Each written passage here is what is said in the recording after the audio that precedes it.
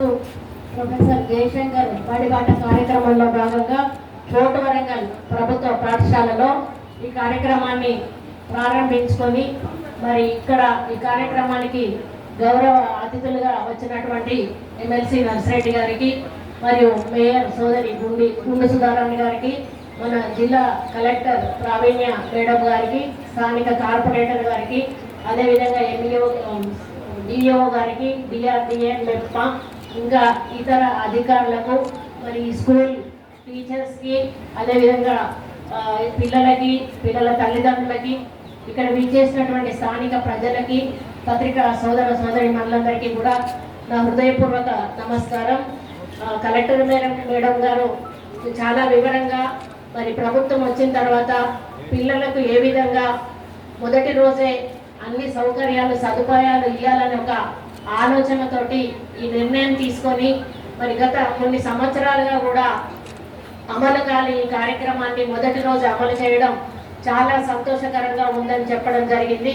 అది మా చేతుల మీదుగా జరగడం కూడా మాకు కూడా చాలా సంతోషంగా ఉంది. డిఓ మేడం కూడా చాలా వివరంగా మన రిపోర్ట్ ఏదైతే ఉందో ఎడ్యుకేషన్కి సంబంధించిన రిపోర్ట్ కూడా వారు చాలా వివరంగా చదివి మరి మన భవిష్యత్తు ప్రణాళికలు ఏంటి అనేది కూడా చెప్పడం జరిగింది. మరి ప్రభుత్వ పాఠశాలలు అంటే ఒక చిన్న చూపు ఉంటుంది, కానీ ప్రభుత్వ పాఠశాలల నుంచి చాలామంది చాలా ఎత్తుకు ఎదిగినటువంటి వాళ్ళు ఉన్నారు. కానీ ఈ ప్రైవేట్ పాఠశాలల పోటీతోటి చాలామంది తల్లిదండ్రులు ఒక భావన ఏంటంటే మా పిల్లలు ప్రైవేట్ పాఠశాలకు పోతేనే బాగా చదువుతారు అనేటువంటి ఒక ఫీలింగ్, సైకలాజికల్ ఫీలింగ్ కలిగే విధంగా వాళ్ళ అడ్వర్టైజ్మెంట్స్ ఇవ్వడం వలన పిల్లలను వాళ్ళ తల్లిదండ్రులు మేము కూడా ప్రైవేట్ పాఠశాలలో చదివించాలని లేనిపోని భారాన్ని మీద వేసుకొని అప్పులు చేసి వాళ్ళ ఇల్లు తాకట్టు పెట్టి భూములు తాకట్టు పెట్టి పంపించి నష్టపోయిన తల్లిదండ్రులు చాలామంది ఉన్నారు. మరి ఒకసారి మనం ఆలోచిస్తే ఇప్పుడు నేను గవర్నమెంట్ స్కూల్లో చదివిన దాన్ని, నేను అప్పట్లో డిగ్రీ చేశాను. మరి మేడం మేడం కలెక్టర్ అయ్యారు తన గవర్నమెంట్ స్కూల్లో చదివి. కాబట్టి మనం తెలివి అనేది ఉంటే మనం ఎక్కడైనా, నేను ఒకటే అడుగుతా ఉన్నాను, ఈరోజు ప్రైవేట్ కాలేజెస్ వాళ్ళు మిమ్మల్ని జాయిన్ చేసుకునేటప్పుడు ఏం అడుగుతారు? మీ పర్సంటేజ్ అడుగుతారు. హైయెస్ట్ పర్సంటేజ్ ఉన్న వాళ్ళని జాయిన్ చేసుకుంటారు. అదే మధ్యతరగతి లేకపోతే కొంచెం తక్కువ ఉన్న వాళ్ళని జాయిన్ చేసుకోమంటే చేసుకోరు. ఎందుకంటే వాళ్ళని చదివించడం వాళ్ళకి చేత కాదు. చదివేటోళ్ళని మాత్రమే జాయిన్ చేసుకుంటారు. చదివేటోళ్ళు ఆల్రెడీ వాళ్ళు చదువుతారు, వాళ్ళు ర్యాంక్ తెచ్చుకుంటే వాళ్ళు ఏం చేస్తారు, మా కాలేజీ నుంచే వీళ్ళకి ర్యాంక్ వచ్చిందని చెప్పేసి వాళ్ళు అడ్వర్టైజ్మెంట్ తీసుకుంటారు. కానీ అది కాలేజీ ప్రతిభ కాదు, ఆ పిల్లల ప్రతిభ. కాబట్టి మన గవర్నమెంట్ స్కూల్లో కూడా ఇప్పుడు చెప్పారు, చాలా మంది మంచి ర్యాంక్స్ తెచ్చుకున్నారు. మరి అక్కడ సెంట్రల్ మినిస్టర్ దగ్గర కూడా తీసుకున్నారు అని చెప్పినటువంటి సందర్భం ఉంది. కాబట్టి టీచర్స్ అనేవాళ్ళు ఇప్పుడు అన్న చెప్పినట్టుగా నర్సరేటర్లు వీళ్ళందరూ కూడా ఎన్నో పరీక్షలు రాసి వాళ్ళు అవన్నీ కూడా పాస్ అయ్యి ఇంటర్వ్యూస్ అన్ని అటెండ్ అయ్యి వాళ్ళు ఒక సెలెక్టెడ్ పీపుల్ మాత్రమే ఇక్కడికి అర్హత ఉన్న వాళ్ళు మాత్రమే టీచర్స్గా వస్తారు. ఇంతకంటే అర్హత ఉన్న వాళ్ళు ప్రైవేట్ స్కూళ్ళల్లో ఉండరు. కాబట్టి మనం ఈ ప్రభుత్వ పాఠశాలల్లో మన పిల్లల్ని చేర్పించి ఆ టీచర్స్ చెప్పిన విద్యను మరి సరిగా విని అది నేర్చుకొని మీరు పిల్లలకు మళ్ళీ ట్యూషన్స్ కూడా లేకుండా ఇళ్లలో వాళ్ళు చదువుకొని మంచి ర్యాంకులు తెచ్చుకునేటువంటి అవకాశం ఉంటుంది. మన ముఖ్యమంత్రి గారు కూడా సెమీ రెసిడెన్షియల్ స్కూల్స్కు పోయే ప్రతిపాదన కూడా ఉన్నట్టు కనిపిస్తుంది. అంటే సాయంత్రం వరకు కూడా వాళ్ళ హోంవర్క్ అవన్నీ కూడా స్కూళ్ళల్లో చేపించేటువంటి ఆలోచన కూడా శ్రీకారం చుట్టే అవకాశం కనిపిస్తూ ఉంది. అది చేస్తే ఇంకా మన పిల్లలకు చాలా ఉపయోగపడేటువంటి అవకాశం ఉంటుంది. అదేవిధంగా ఇప్పుడు స్కూళ్ళల్లో అన్ని కలర్స్ వేయడం కానీ, మౌలిక సదుపాయాలు కల్పించడం కానీ, ముఖ్యంగా టాయిలెట్స్ విషయంలో ప్రతిసారి కూడా ఒక సమస్యలు ఎదుర్కొంటా ఉన్నారు. మరి మొన్న మేము క్యాబినెట్ మీటింగ్ లో మాట్లాడుకున్నప్పుడు సీఎం గారు ఒకటే మాట చెప్పారు, స్కూల్స్ విషయంలో ఎక్కడ కూడా కాంప్రమైజ్ అయ్యేది లేదు. ఎన్ని డబ్బులు ఖర్చు అయినా కూడా పిల్లలకు నాణ్యమైన విద్యను అందించాలి, అన్ని సదుపాయాలు కూడా కల్పించాలి. మొదటి రోజునే యూనిఫామ్ కానీ బుక్స్ కానీ డిస్ట్రిబ్యూట్ చేయాలి అని చెప్పి వారు చెప్పడం జరిగింది. ఈ లోపలనే పనులన్నీ కూడా పూర్తి కావాలని చెప్పారు. అదే పద్ధతిలో కలెక్టర్ గారు కూడా దాదాపు అన్ని పూర్తి కావచ్చు అనేటువంటి మాట కూడా చెప్పారు. ఏ కొద్దో గొప్ప ఉంటే అవి కూడా త్వరలోనే పూర్తి చేపిస్తాము అనేటువంటి మాట కూడా చెప్పారు.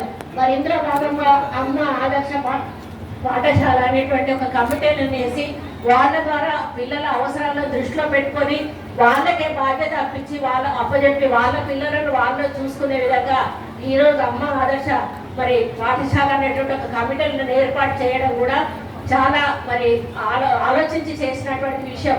అదే పద్ధతిలో ఈరోజు టాయిలెట్స్ మెయింటెనెన్స్ కానీ స్కూల్ మెయింటెనెన్స్ కానీ అది కూడా ఈరోజు సెల్ఫ్ హెల్ప్ గ్రూప్స్కే ఇవ్వాలనేటువంటి నిర్ణయం ఆల్రెడీ ముఖ్యమంత్రి గారు తీసుకున్నారన్న. ఇక్కడ నుంచి మహిళా మరి గ్రూపుల వాళ్ళే అది తీసుకోవడం జరుగుతుంది. వాళ్ళకి ఉపాధి కల్పించాలనేటువంటి ఉద్దేశంతో స్కూల్ యూనిఫామ్స్ కుట్టడం కూడా వాళ్ళకే అప్పచెప్పడం జరిగింది. కాబట్టి ఇక ముందు ఏది చేసినా కూడా మహిళా సంఘాలకే అప్పచెప్తే వాళ్ళు బాధ్యతాయుతంగా రెస్పాన్సిబిలిటీ తోటి నాణ్యమైనటువంటి విద్య అంటే పనులు కానీ ఏదైనా కూడా వాళ్ళు నాణ్యతతో కూడిన వాటితో ముందుకెళ్తారనేటువంటి ఒక లక్ష్యంతో మహిళా సంఘాలకి బాధ్యత ఈ ప్రభుత్వం అప్పచెప్పబోతా ఉంది. ఈరోజు మనం ఓపెన్ చేసినటువంటి ఏదైతే విద్యకు సంబంధించింది ఉందో దాంట్లో ఇప్పుడు అన్నట్టు అన్ని రకాల మరి ఏమేమి మనం ఇవ్వగలుగుతామో ప్రభుత్వం నుంచి పిల్లలకు అనేది పూర్తిగా అన్ని కూడా అందులో ఇంక్లూడ్ చేసి మనం ఈరోజు దాన్ని ఓపెన్ కూడా చేసుకోవడం జరిగింది. రాబోయే రోజుల్లో ఇంకా విద్యా విధానంలో చాలా మార్పులు తీసుకొచ్చి ప్రైవేట్ పాఠశాలను తగదన్నే విధంగా ప్రభుత్వ పాఠశాలను ముందుకు తీసుకుపోవడానికి మన రాష్ట్ర ముఖ్యమంత్రి గారు రేవంత్ రెడ్డి గారు కృషి చేస్తూ ఉన్నారు. మరి అందులో ఒక మంత్రిగా నేను పనిచేస్తూ మీకు మరి మీ ముందుకు వచ్చి నాకు కూడా సేవ చేసుకునే అవకాశం కలిగినందుకు చాలా సంతోషంగా ఉంది. కొంత ఆలస్యమైనా కూడా మరి మీరందరూ కూడా ఎంతో ఓపికతో ఎదురు చూసి ఈ కార్యక్రమాన్ని విజయవంతం చేయడానికి వచ్చినందుకు ధన్యవాదాలు తెలియజేసుకుంటూ మరి టీచర్స్ కూడా ఒకటే విజ్ఞప్తి చేస్తా ఉన్నాను. టీచర్స్ ఫ్రెండ్స్ లాగా ఉండాలి. ఫ్రెండ్స్ లాగా ఉండి పిల్లలతో మరి మీరు పాఠాలు చెప్పేటప్పుడు పిల్లల ప్రతిభను గుర్తించాలి. ఎవరికి ఏ ప్రతిభ ఉన్నా కూడా వాళ్ళను వెలికి తీసి వాళ్ళను దాంట్లో ముందుకు నడిపిస్తే గేమ్స్ లో కానీ లేకపోతే ఎస్ఏ రైటింగ్స్ అట్లాంటివి ఉంటాయి, చాలా ఉంటాయి. వాటిలో వాళ్ళని ముందుకు తీసుకెళ్తే మనం కాంపిటీషన్స్ లో పంపించినప్పుడు వాళ్ళు మన జిల్లా స్థాయి నుంచి రాష్ట్ర స్థాయి నుంచి దేశ స్థాయికి ఎదిగేటువంటి అవకాశం ఉంటుంది. అదేవిధంగా ఈ మధ్యాహ్న భోజన పథకం విషయంలో కూడా టీఓ గారికి ఒకటే విజ్ఞప్తి చేస్తా ఉన్నాం. మీరు ర్యాండమ్ గా చెకప్ చేస్తూ ఉండండి పిల్లలకు స్కూల్లోకి. కలెక్టర్ గారు కూడా మీరు కూడా ఆదేశాలు ఇవ్వండి. ఎందుకంటే అన్నీ చేసి సరైన భోజనం పెట్టినప్పుడు మనకు అది మంచిది కాదు. పిల్లలకు ప్రభుత్వం అన్ని రకాలు అంటే గతంలో మేము మొన్న ఎలక్షన్స్ ముందు కూడా వాళ్ళకు బిల్లులు ఇవ్వలేదు పాపం పోయిన గవర్నమెంట్ వంటకేసే వాళ్ళకి. మన ప్రభుత్వం వచ్చినాక అవి కూడా క్లియర్ చేయడం జరిగింది. కాబట్టి ఇక ముందు మీకు ఎక్కడ కూడా పెండింగ్ బిల్స్ అనేటివి ఉండవు.